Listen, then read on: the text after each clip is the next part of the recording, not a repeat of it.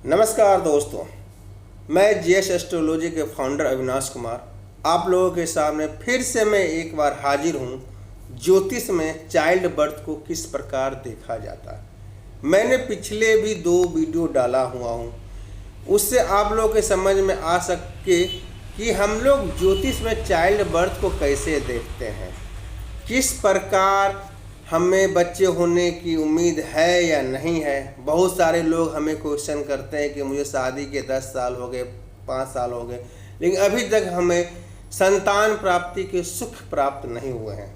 तो चलिए एक बार फिर से हम लोग एक नए जो भी पत्रिका में एनालाइज करते हैं कि क्या इनके पत्रिका में चाइल्ड बर्थ का योग है कि नहीं है।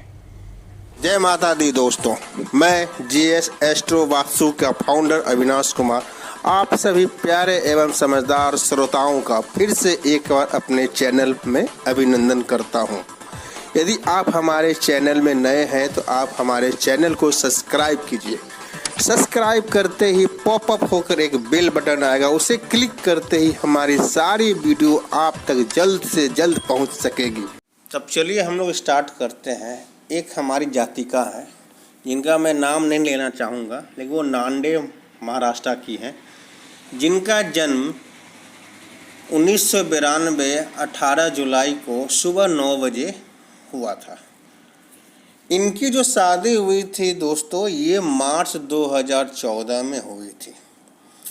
उस समय यदि हम लोग देखते हैं तो उस समय इनकी जो दशा चल रही थी वो जुपिटर की दशा चल रही थी, और जो भुक्ति थी वो मरकरी थी, और अंतरा जो थी वो राहु की चल रही थी। तो इसमें हम लोग देखते हैं कि मैरिज तो इनका बता रहा था, काहे कि जो जुपिटर है हमारा दोस्तों, जो प्लेनेट बता रहा देखिएगा 158, मतलब निगेशन बता रहा, नेगेटिव बता रहा है। काहे कि जो मैरिज के कॉम्बिनेशन होते हैं दोस्तों वो 2, 7 और 11, और नो मैरिज के जो कॉम्बिनेशन होते हैं वो 1, 6 और 10 होते हैं। उसी प्रकार यदि हम लोग उसके नक्षत्र को देखें जो शुक्र के बता रहा है जुपिटर, उसमें आप देखिएगा 50-50 है, मतलब 10 जो हाउस है वो नेगेटिव है, 11 हाउस पॉजिटिव है। और यदि हम लोग उस नीचे देखते हैं, यदि हम लोग राहु जो सबलॉर्ड है, उसमें दोस्तों आपको 1 नेगेटिव बता रहा है, आपको 4 न्यूट्रल है, 5 और 9 ये हमारे मैरिज के फैसिलिटर हैं, दोस्त हैं। उसी प्रकार यदि हम मरकरी को देखते हैं दोस्तों, तो 2 और 11 जो ग्रह बता रहे हैं पॉजिटिव हैं, नेगेटिव कोई नहीं है। उसके नक्षत्र जो है वो भी 2, 11 जो पॉजिटिव हैं, नेगेटिव एक भी नहीं है।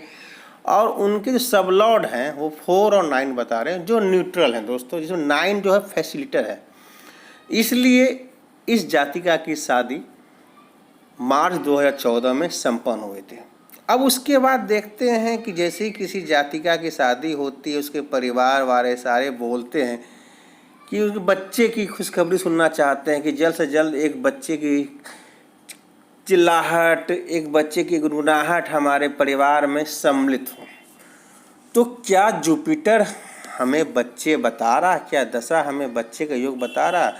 तो मैं ये आपको बताना चाहूँगा दोस्तों कि जो जुपिटर है वो एक नेचुरल सिग्निफिकेटर है बच्चों के लिए, बच्चे के जन्म के लिए। यदि इसमें न्यूट्रल भी रहते हैं, यदि इसमें कोई भी भाव पॉजिटिव या नेगेटिव भी नहीं रहते हैं, फिर भी वो बच्चे को बताते हैं। तो यदि हम इसमें देखते हैं जुपिटर को दोस्तों, तो जुपिटर दिखा रहा है दोस्तों जो ग्रह है 1, 5, 8। इसमें पहला ग्रह नेगेटिव बता रहा है दोस्तों, 5वां ग्रह पॉजिटिव बता रहा, 5वां जो हाउस है पॉजिटिव बता रहा, 8वां भाव ये अभी कुछ नहीं बता रहा दोस्तों। उसी तरह उसके नक्षत्र को देखते हैं, तीसरा घर जो है वो न्यूट्रल होता है, 10वां घर नेगेटिव होता है, 11वां घर पॉजिटिव होता है। यदि उसके सबलॉर्ड को देखें दोस्तों, तो पहला घर आपको नेगेटिव होता है, चौथा घर भी आपको नेगेटिव होता है, 5वां घर पॉजिटिव होता है दोस्तों, 8वां घर न्यूट्रल होता है एक तरह से, 9वां घर फैसिलिटर होता है बच्चों का दोस्तों। इस हमारे चाइल्ड बर्थ में, चाइल्ड बर्थ का जो कम्बिनेशन होता है दोस्तों, जस्ट थोड़ा सा डिफरेंस होता है मैरिज से। मैरिज के बारे में 2, 7, 11 दोस्तों, तो चाइल्ड बर्थ में होता है 2, 5 और 11। उसी प्रकार यदि नेगेटिव हाउस चाइल्ड बर्थ के लिए देखेंगे तो नेगेटिव हाउस दोस्तों चाइल्ड बर्थ के लिए पहला घर, चौथा घर और 10वां घर होता है। इसमें हम देख रहे हैं दोस्तों कि पहला घर, चौथा घर पूरा पूरा कम्बिनेशन आपको बता रहा है जो हमें निगेट, यदि ये जुपिटर के अलावा किसी और ग्रह में होता तो हम टोटली कहते आंख मूंद के कि नेगेटिव है, दशा नेगेटिव है, इस दशा में बच्चे होने की संभावना नहीं है दोस्तों। लेकिन चूंकि इसमें पॉजिटिव घर भी हैं, 5वां घर और 11वां घर और 5वां घर देख रहे हो दोस्तों, तो हमारा एक नेचुरल सिग्निफिकेटर भी है चाइल्ड बर्थ के लिए, तो इसलिए अभी हम इसको पॉजिटिव माने। लेकिन इसके लिए हमें जो भुक्ति है वो बहुत स्ट्रांग चाहिए, जिसमें एक भी निगेशंस नहीं होना चाहिए, तभी ये चाइल्ड बर्थ को हैपन करेगा दोस्तों, चाइल्ड बर्थ होने की संभावना पूरी बनेगी। तो हम देखते हैं दोस्तों कि जुपिटर और मरकरी में उनकी शादी हुई, तो बच्चे अब हम देखते हैं जुपिटर और केतु में। जुपिटर ठीक है दोस्तों, केतु क्या बताता देखिए दोस्तों, केतु में देख रहे हैं आप दोस्तों जो उसका ग्रह है वो 2, 10, 11, 12 भावों को शो कर रहा है, घर को शो कर रहा है। दूसरा घर पॉजिटिव है बच्चे के लिए, 10वां घर नेगेटिव है बच्चे के लिए, 11वां घर पॉजिटिव है। तो ओवरऑल जो हमारा ग्रह है, प्लैनेट है, वो पॉजिटिव है दोस्तों।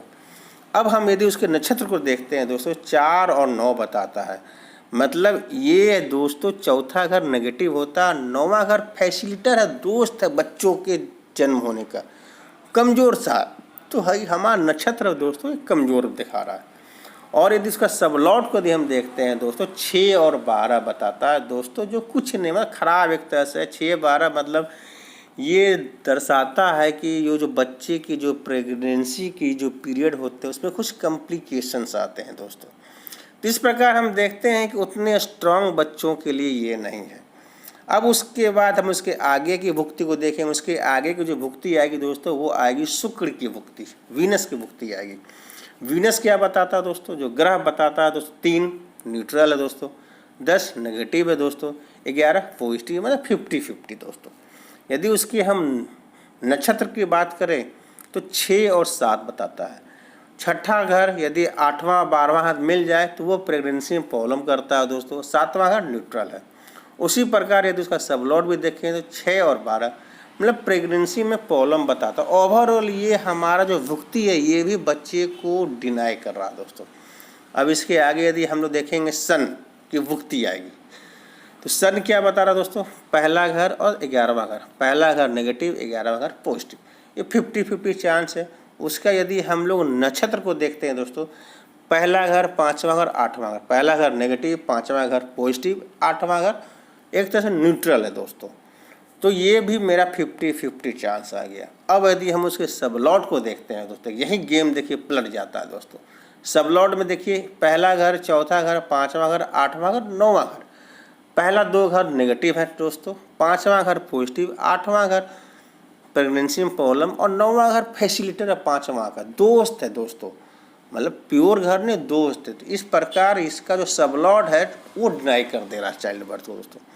तो ये भी मेरे चले गए, सूर्य भी, सन भी। अब उसके बाद जो भुक्ति आएगी वो मून की आएगी दोस्तों। मून में देखिएगा जो ग्रह बता रहे हैं दोस्तों, छठा घर और 12वां घर बता रहे हैं दोस्तों, ये हमारे प्रेगनेंसी में प्रॉब्लम आएंगे। नीचे देखिए नक्षत्र में 8 और मिल गए तो टोटली प्रेगनेंसी में प्रॉब्लम आएंगे।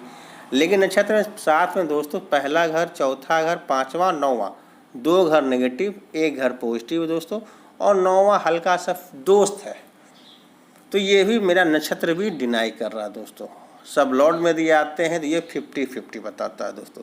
तो ओवरऑल ये भी जो भुक्ति है उतनी स्ट्रांग नहीं है। यदि हमारी दशा यदि स्ट्रांग होती तो हम इस भुक्ति में कह सकते थे कि उनकी बच्चा होने की संभावना है। अब दोस्तों ये हम मंगल को देखते हैं। जब गुरु, जुपिटर और मंगल की जब पीरियड चल रही थी, इसी बीच में इस जातिका की एक क्वेश्चन हमारे पास आए थे कि सर मेरे को बच्चे होने में परेशानियां हो रही है, मेरी शादी को 5 से 6 साल हो गए, क्या मैं IVF मतलब इन विट्रो फर्टिलाइजेशन करवा सकती हूँ, इन द सेंस कि टेस्ट ट्यूब बेबी का ये प्लान करना चाह रही थी। तो मैं यदि देखता हूँ कि टेस्ट ट्यूब बेबी का भी यदि हमारा पूरा कम्बिनेशन, पॉजिटिव कम्बिनेशन हमारी दशा में, हमारे भुक्ति में, अंतर में मिलता है, तो हम उसे कह सकते हैं कि हाँ आप इस पीरियड में IVF in the sense test tube baby का यदि आप प्लान करवा रहे हैं तो आपको 100% सक्सेस मिलने की संभावना है। तो अब हम देखते हैं दोस्तों, क्या जो मार्स जो हमारी भुक्ति है वो क्या IVF के बारे में बता रही है। तो यदि हम इसके ग्रह को देखते हैं दोस्तों, तो ये हमारे 4 और 9 बता रहे हैं, मतलब नेगेटिव बता रहे हैं दोस्तों। यदि हम इसके नक्षत्र को देखते हैं 1 और 11, मतलब 50-50 दोस्तों।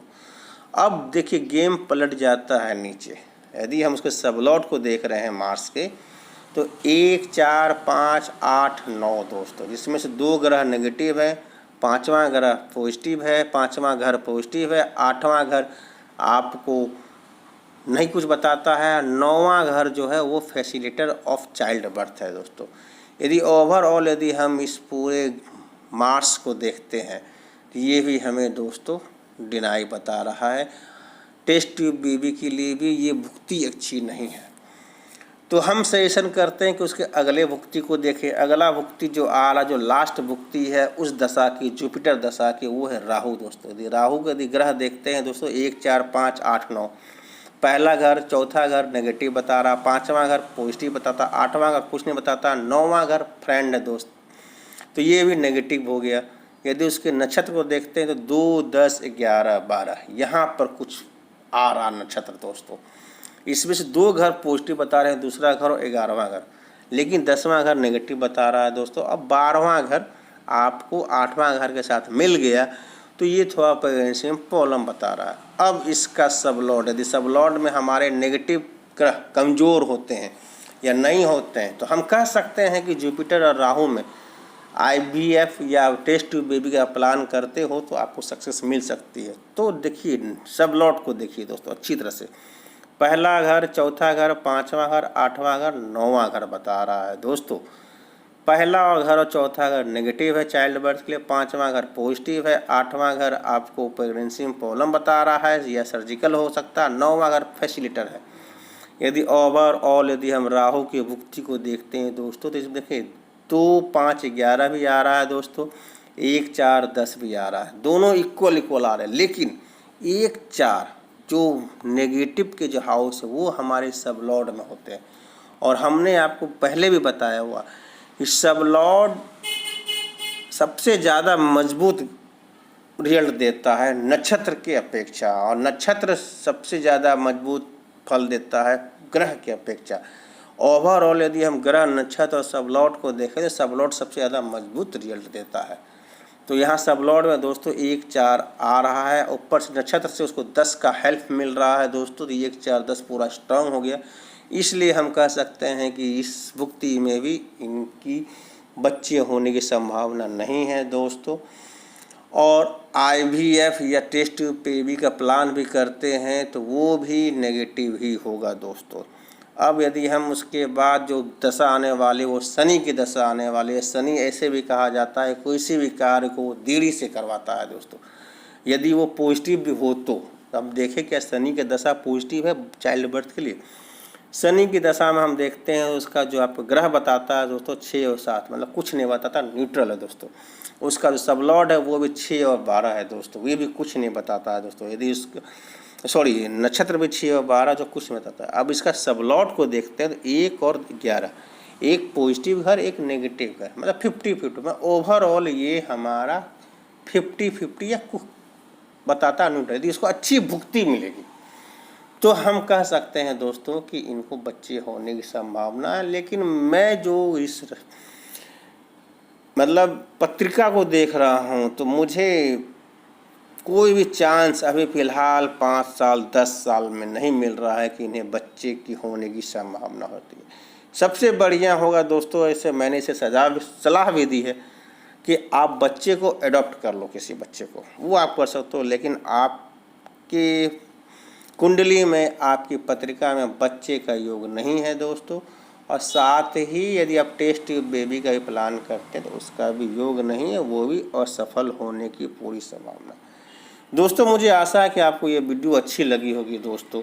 मैंने पूरी कोशिश की है कि आपको एक एक चीज़ बारीकी समझाने की, किस प्रकार चाइल्ड बर्थ में कौन कौन से घर पॉजिटिव होते हैं, कौन कौन से घर नेगेटिव होते हैं, कौन कौन से घर आपको फैसिलिटेटर होते हैं चाइल्ड बर्थ के लिए, कौन कौन से घर न्यूट्रल होते हैं दोस्तों, कौन कौन से घर यदि मिल जाते हैं तो प्रेगनेंसी में हमें प्रॉब्लम क्रिएट करते हैं, कौन से ग्रह चाइल्ड बर्थ के नेचुरल सिग्निफिकेटर होते हैं, कौन से ग्रह चाइल्ड बर्थ के लिए जो सर्जिकली होते हैं, जो बच्चे जो ऑपरेशन पैदा होते हैं वो होते हैं।